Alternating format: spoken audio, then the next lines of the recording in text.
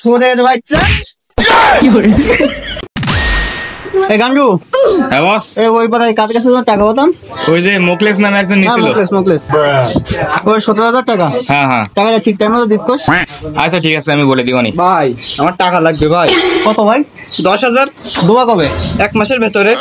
1 মাসের মধ্যে। তোমার নাম কি? দিনার। তাহলে 1 মাস পরে কিন্তু 18,000 টাকা দিতে হবে। আচ্ছা ঠিক টাইম মতো আসবেন তো? ভাই। আচ্ছা, এই গাঙ্গু টাকাটা দিয়ে দাও তো। ওকে বস। এখানে পুরো 10,000ই আছে। যাও, ঠিক টাইম মতো দিয়ে দিও। আচ্ছা আব্বারে তাই আইছি খুশি করব তো। আমি বড় চাকরি আমার। আব্বা, আব্বা।